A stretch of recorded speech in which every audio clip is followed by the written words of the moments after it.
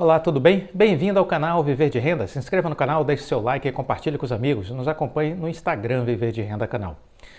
A persistência realiza o impossível. Aprendi isso ao longo da minha trajetória. Você precisa ter como característica a sua determinação. Você precisa ter seus sonhos e planejar a execução dos seus sonhos, a realização dos seus sonhos. E a persistência, a determinação, o foco, a disciplina, o querer, move montanhas. Depende de você. Acredite nisso. Depende de você. Queria começar o vídeo de hoje com alguns comentários de vocês. Começar pela Vandréia. Vandréia comentando um Reels que nós fizemos no Instagram, dizendo: verdade, você já vem dizendo isso há tempo, mais uma para conta. Eu estava me referindo de que a taxa Selic não subiria, né? Eu fiz um Reels comentando que há mais de um mês eu vinha dizendo de que a taxa Selic não subiria, que era 13,75, fim de linha, e que a partir daí nós mudaríamos a página, sairíamos das conversas sobre alta de juros e passaríamos a ter a expectativa da primeira queda. Quando vai acontecer a primeira queda da taxa Selic? Esse é o novo cenário que nós estamos, né? Júlio Pinheiro me mandou uma mensagem. Clóvis, assinei ontem a seleção de empresas. Estou lendo desde o primeiro exemplar, que foi de fevereiro, o PDF, para entender a cronologia dos fatos. Muito bom, Clóvis. Obrigado por compartilhar seus conhecimentos. Olha, Júlio, fico feliz que você tenha adquirido a seleção de empresas, tenha acessado. Para quem não conhece, é um estudo com 7 ou 8 empresas, Brasil e Estados Unidos. Nós procuramos evoluir um racional durante 12 publicações. Você adquirindo agora, você vai ter acesso aos estudos, às análises anteriores e as que faltam para completar a série de 12 publicações. Isso vai até janeiro de 23. E aí você vai ter todo um racional mostrando não só as empresas, como também que indicadores eu considero, que contexto justificou o meu interesse por elas. Algumas eu invisto, outras estão no meu radar para investir. Por que ter empresas americanas, não só brasileiras? E os cenários. Isso é uma coisa que eu acho que é interessante, que é uma leitura de cenário que eu faço sobre os principais mercados, né? Então eu olho China, olho Estados Unidos e olho Brasil. E assim, fazendo essa leitura de cenário, eu acredito que eu posso contribuir para que você tenha uma visão do todo e ao mesmo tempo tenha embasamento para uma tomada de decisão. Então a seleção de empresas sim vai lhe ajudar bastante, pode acreditar nisso. Vale a pena adquirir, só R$ 180, a partir de fevereiro do ano que vem, R$ 360. A partir de fevereiro do ano que vem, R$ 360. Quem adquirir agora poderá, na renovação do ano que vem, ter um desconto especial. Tem uma modelagem aí que nós estamos preparando para o ano que vem que acho que vai agradar muita gente. Então, essa é uma possibilidade, certo? Outra pessoa que me mandou mensagem foi o Luciano Ferrer. Bom dia, Clóvis, mentor e amigo. A taxa de juros foi mantida em 13,75%. O senhor estava prevendo isso. Vejo agora que a cotação das empresas irão subir em um rally, como o senhor já tinha anunciado aqui. Estou começando a enxergar isso. Obrigado pelos ensinamentos e que Deus o abençoe sempre. Abraço, Luciano Ferrer. Olha, Luciano, muito obrigado. É importante a gente ter essa compreensão dos caminhos que o mercado financeiro costuma fazer. A gente procura fazer essas leituras de cenário para ajudar vocês na tomada de decisão. O Igor também me mandou uma mensagem. Eu respondi a ele perguntando que ele tinha dito que já tinha acessado a seleção de empresas e eu questionei se tinha ajudado a ele na sua estratégia. Ele me respondeu: olha, eu achei muito boa, contribuiu com uma tomada de decisão que eu estava evoluindo com relação a uma compra na Bolsa americana. Então é isso, a gente tem um olhar também sobre o mercado americano e sobre algumas empresas, e aí o Igor dando esse feedback de que o ajudou numa tomada de decisão. Fico feliz que a gente esteja contribuindo, né? Olha, eu queria começar esse vídeo de hoje com uma matéria que eu achei bem interessante, que fala sobre o setor do varejo, para vocês perceberem o posicionamento estratégico de algumas empresas. Com a expansão do e-commerce, aéreas ampliam apostas em aviões de carga. Os cargueiros vão ajudar companhias que ainda não recuperaram passageiros depois da pandemia e amargaram prejuízos bilionários. O segmento de carga tem ganhado relevância na estratégia das empresas aéreas brasileiras, que ainda não recuperaram os números de transporte de passageiros na volta da pandemia e enfrentam ainda as consequências dos prejuízos acumulados neste período. Com novos modelos de negócio, Gol e Azul estão apostando que o segmento de cargas deve continuar crescendo, impulsionado principalmente pela demanda do e-commerce. A Gol apresentou a primeira das 6 aeronaves cargueiras, agora recentemente, para uma parceria com o Mercado Livre. Os aviões do modelo Boeing 737-800 fazem parte do contrato de longo prazo firmado com a empresa em abril. Há ainda a opção de adicionar outras 6 aeronaves até 2025. Com este avião, vamos revolucionar as entregas no país. Seremos a primeira companhia aérea a levar entregas em um dia para o Nordeste, disse o CEO da Gol, Celso Ferrer. Os primeiros voos da parceria terão como destino as capitais Fortaleza, São Luís e Teresina, onde o prazo atual de entrega é de 4 dias e vai cair para apenas 1, considerando cargas armazenadas em centros de distribuição de armazenamento de mercadorias do Mercado Livre. Nesses locais, os itens ficam estacionados e quando o consumidor faz a compra, os produtos saem do centro de distribuição e se dirigem a galpões menores, chamado de cross-dockings, mais próximos às regiões de entrega, nos quais serão redirecionados e sairão para chegar às mãos do consumidor.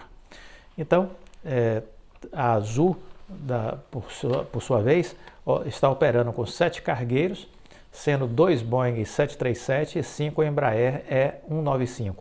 O modelo da empresa no segmento de cargas envolve 310 lojas nomeadas pela companhia e entregas em até 48 horas para mais de 2.000 cidades do país. A receita da Azul Cargo no segundo TRI quase triplicou em relação ao mesmo período de 2019, nível pré-pandemia. Nos 4.000 municípios onde entregamos, conseguimos atender 96% da população. Em 2.000 cidades, entregamos em até 2 dias, afirmou a diretora da Azul Cargo, Isabel Reis. Então, está aí, empresas aéreas investindo no setor de cargas. Falamos sobre isso quando discorremos aqui algumas ideias sobre a Azul, destacamos o crescimento da Azul Cargo, né? Azul Cargas.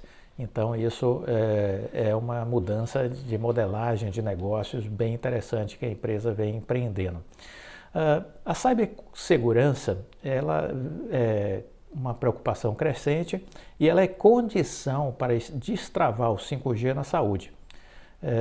Jim Bowen, sócio da McKinsey em Washington, Patrick Hinsky, sócio especialista em São Paulo, Bruna Freire, médica e associada em São Paulo, e Guilherme Moreira, especialista em cibersegurança,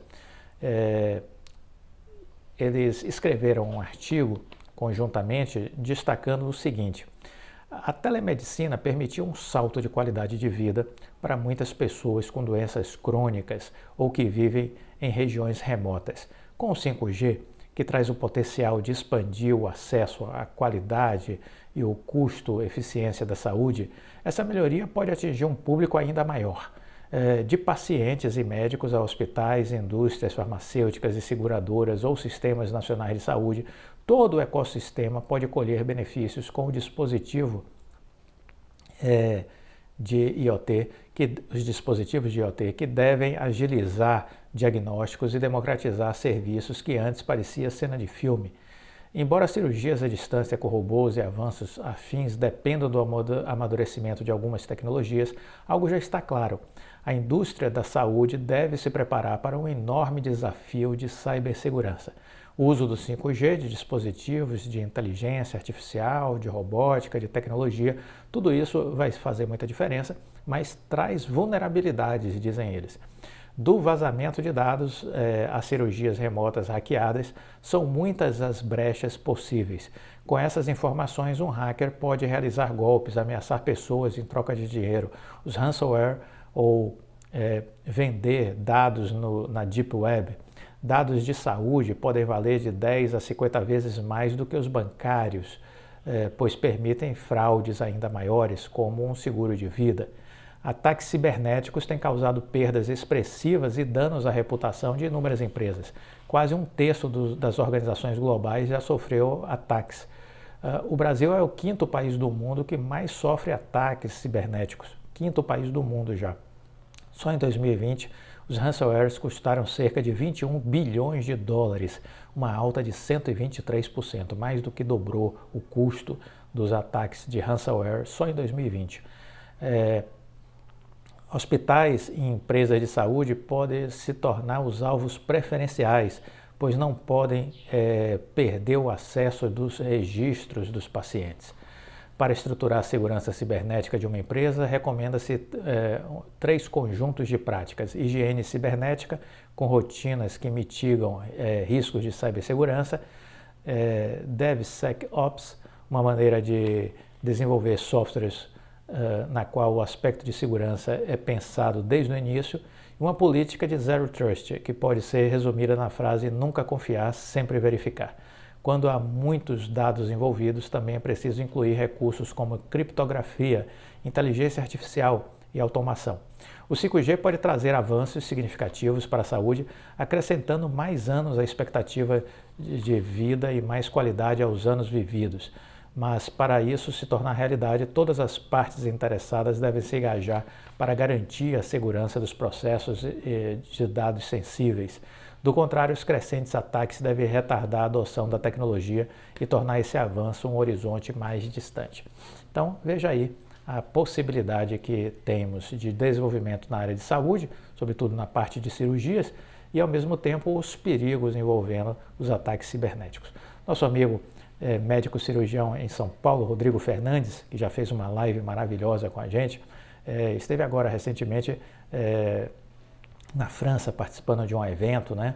E ele esteve inclusive com um francês que fez uma das principais cirurgias utilizando robótica, né, à distância, e tem acompanhado bastante. Ele é muito interessado nessa área tecnológica. Rodrigo, se você estiver assistindo esse vídeo, por favor, nos mantenha a par das novidades. Se você puder comentar alguma coisa do que você viu nesse evento recente que você foi participar na França, se você puder dar um depoimento sobre esses assuntos relacionados à cibersegurança, ao uso da fibra ótica, né, dos avanços da tecnologia, nos atualize, por favor. Vai ser um prazer ver um depoimento seu aqui por escrito, né? Você puder discorrer alguma coisa, comentar, depois eu até compartilho também, lendo sua mensagem para as pessoas em um vídeo. Por favor, um abraço, hein? Bom, dito isso, eu queria aproveitar este vídeo para comentar uma nota que saiu no canal Teletime dizendo o seguinte: Ministério Público vê riscos à recuperação judicial da Oi por conta da disputa com Claro, TIM e Vivo. Foi a nota da Teletime. E aí a matéria diz o seguinte: está ficando cada vez mais claro que o pedido de reajuste do valor final da venda da Oi Móvel para Claro, TIM e Vivo pode ter consequências realmente sérias para a Oi. O Ministério Público do Rio de Janeiro informou que a cobrança de 3,2 bilhões das teles poderia impactar o processo de recuperação judicial, sobretudo em razão da necessidade de dar mais segurança aos credores que o cronograma do pagamento não será afetado. O posicionamento do Ministério Público do Rio de Janeiro foi publicado inicialmente no jornal Estado de São Paulo, no dia 23 de setembro, e foi confirmado pelo Teletime e trazia o jornal Estado de São Paulo de que, nessa matéria que eles publicaram, a informação de que a Oi precisará destinar parte dos recursos das vendas dos ativos para pagamentos de credores, assim como já fez para quitar a dívida com o BNDES. Nesse sentido, o Ministério Público do Rio de Janeiro já requereu ao juiz, e foi deferido, que 30% do valor arrecadado com a alienação de todos os bens do ativo não circulante seja depositado nas contas destinadas aos pagamentos dos credores, sobretudo extraconcursais, uma vez que o valor que vier a entrar no caixa com a venda das unidades produtivas está destinado ao pagamento dos credores concursais, declarou a nota publicada no Estadão. Perguntado também se haveria alguma possibilidade de impacto no longo prazo, como a sustentabilidade econômica e financeira da empresa, o Ministério Público do Rio de Janeiro explicou que os próprios credores que devem avaliar a capacidade da empresa. Encerrado o processo e se verificado que foi descumprido o plano, qualquer credor com fundamento no artigo 62 da Lei de Recuperação poderá requerer a falência da Oi, disse o Ministério Público. É importante lembrar que o juiz Fernando Viana, da 7ª Vara Empresarial do Tribunal de Justiça do Rio de Janeiro, pode decidir reavaliar a venda do imóvel mesmo já tendo sido homologada, uma vez que as condições teriam sido mudadas significativamente com a redução do preço de 16,5 bi para 13 bilhões. Vamos lembrar que o preço mínimo fixado pela Oi no leilão era de 15 bilhões e que houve uma oferta da Highline que se dispôs a pagar esses 15 bilhões. Então, o juiz pode reavaliar a venda do imóvel, mesmo já tendo sido homologada. É provável que isso aconteça? Ao meu ver, não. Ao meu ver, não. Mas essa possibilidade, ela é existente. A gente precisa entender isso. O juiz poderá reavaliar a venda do imóvel se ele chegar à conclusão de que a decisão da TIM Vivo e Claro prejudica a Oi e prejudica, consequentemente, os credores. Aí ele pode decidir revisar, né? Revisar a venda e desfazer o negócio. Mas eu acho isso muito pouco provável, muito pouco provável. Ainda que a decisão do juízo não seja revisitada, considerando o contrato com Claro, TIM e Vivo, ficou evidente a opção do reajuste no valor pós-fechamento e que isso vai se estender por algum tempo ainda, porque há um prazo de negociação entre as partes de 45 dias. Caso não haja um consenso entre eles, haverá então a contratação, 5 dias para a contratação de uma empresa independente, que será contratada e paga pelos compradores, TIM, Vivo e Claro, e a Oi terá que aceitar essa empresa, né? Então a Oi aceitando essa empresa, sendo um consenso, aí sim essa empresa terá 30 dias para analisar e ver quanto vale realmente os ativos da Oi Móvel. Isso será apresentado ao juiz e no final das contas haverá uma batida de martelo. Com isso aí, esse rito processual, vamos dizer assim, a gente tem aí 3 meses pela frente que eu não vejo o juiz encerrando a recuperação judicial antes dessa análise da empresa independente. Vamos aguardar, né? Não há a menor, não existe nada a ser feito a não ser aguardar. As pessoas dizem, faz o quê? Não faz nada, não tem nada a fazer. O UBS, que é um banco, né, ele avaliou que essa disputa também pode impactar a RJ. Eles disseram que, no relatório que eles publicaram, que há sim um impacto na disputa do preço final de venda para o processo de RJ, no entender deles. Isso porque consideram que se a Oi tiver que pagar o valor integral de 1,7 bi, ou seja, tem 1,5 está retido, né? Então se tiver que pagar, devolver 1,7 bi e não recuperar os 1,5 bi retidos, né? A companhia vai adicionar uma alavancagem de 2,5 vezes na relação dívida líquida e EBITDA na estimativa para 2023. Essa devolução de recursos, segundo a UBS, né, traria aí uma perspectiva de fluxo de caixa mais restritivo para a empresa, né? Vamos lembrar que o valor da Oi Móvel foi batido o martelo em 16,5 bilhões, e isso porque a Highline ofereceu uma proposta, foi uma grande surpresa para as teles, o aparecimento da Highline, 15 bi, ofertou a americana, e aí eles tiveram que cobrir, tiveram que pagar mais. O juiz também tem consciência disso, viu, de que houve aí uma disputa de preço. O leilão também é isso. Óbvio que há de se checar, ver os ajustes.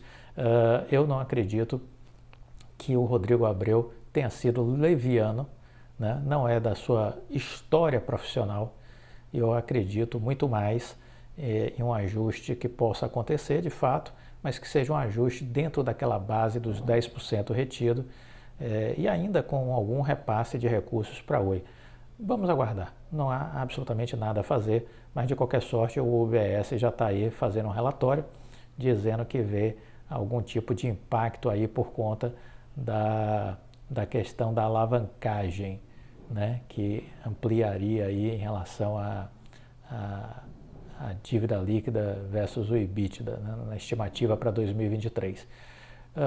Com os juízes monitorando a capacidade da Oi de pagar os seus credores, nós acreditamos que os ajustes poderão ser um passo para trás significativo nos planos de saída da recuperação judicial, disse o analista Leonardo Olmos.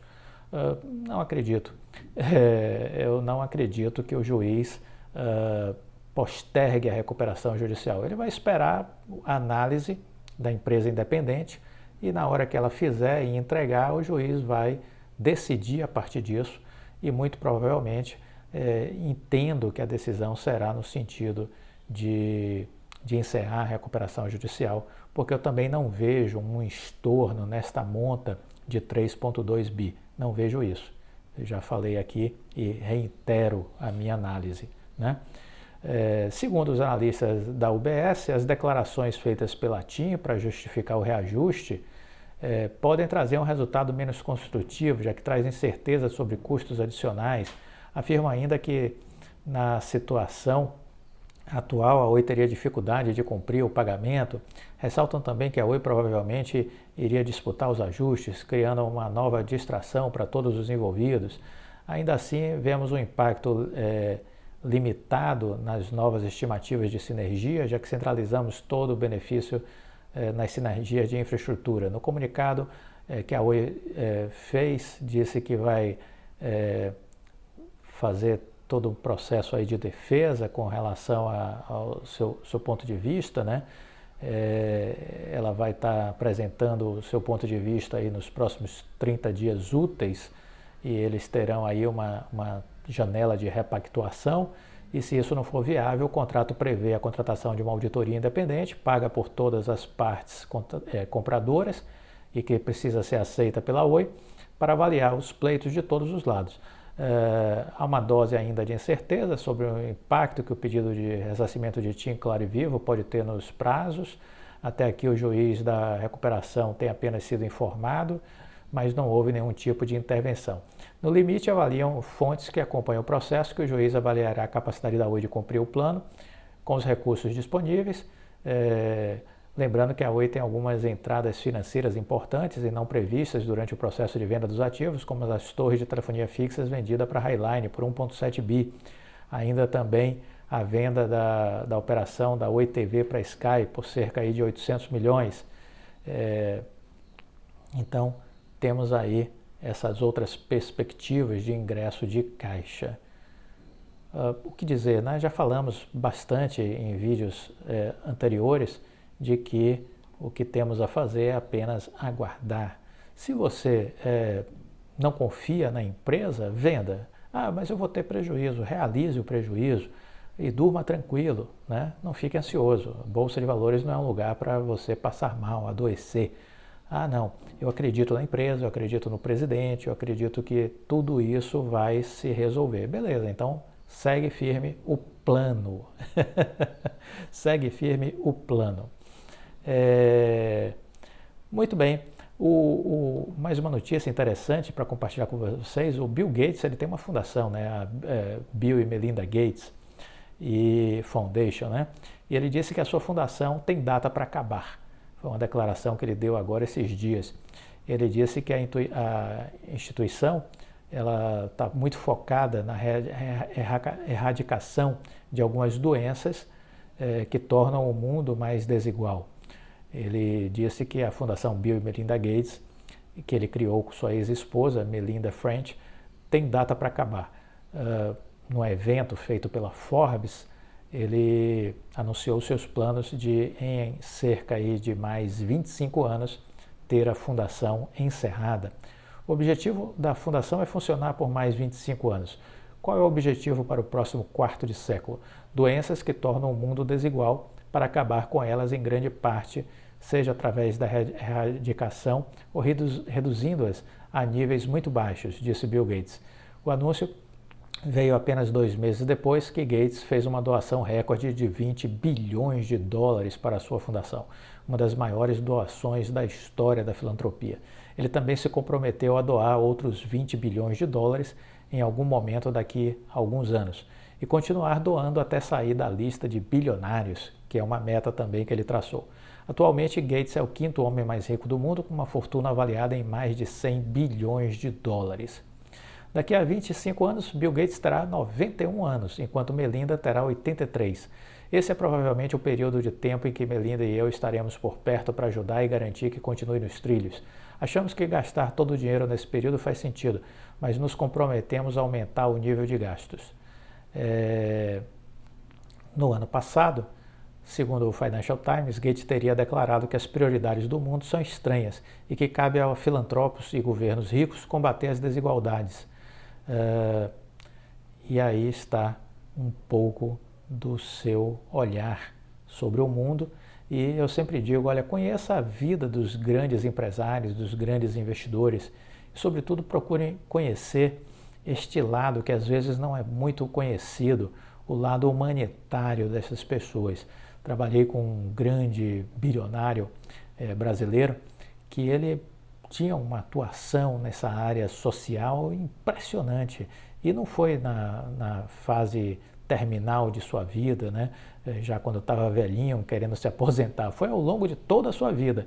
Ele sempre teve uma força de investimento em ações, em projetos sociais muito forte. Era uma característica dele, porque ele entendia que ele tinha que fazer algo também para ajudar a transformar as comunidades, o seu entorno, né? E deixar um legado. Então, os grandes milionários, bilionários, os grandes empresários, não todos, óbvio, há exceções, claro, mas existe muita gente fazendo muita coisa boa. Isso não aparece, muitos deles nem sequer querem fazer publicidade do que fazem, né? E os que fazem, a mídia não tem muito interesse em divulgar, entendeu? A mídia gosta muito de notícia ruim, dizem que notícia ruim é que vende, né? Que a população quer notícia de tragédia, que ninguém quer notícia boa, quer notícia ruim. Às vezes eu me questiono se isso é verdade, mas de fato programas populescos, né? Programas depressivos, geralmente tem bastante audiência. Mas o fato é que nós temos que nos conectar com boas histórias, e existem. Certa feita, eu tive o prazer de conhecer uma advogada americana, Laili Miller, o nome dela, e ela me disse o seguinte, ela disse, Clóvis, eu estou sempre viajando e conhecendo países em confrontos, países em guerras, com fome, violência, sobretudo violência contra a mulher, que era a área que ela atuava, que ela atua, e ela me disse, mas em todos os lugares que eu já viajei, sempre vi coisas ruins, mas em todos eles haviam coisas boas acontecendo. E essa foi uma grande lição. Ou seja, o bem sempre está presente. É só a gente sintonizar. É como ligar o rádio, né, e procurar sintonizar na FM. E ao sintonizar na FM, você já vai ter um som de melhor qualidade. E ao sintonizar na FM, você pode procurar melhores estações, melhores canais, com músicas de mais qualidade.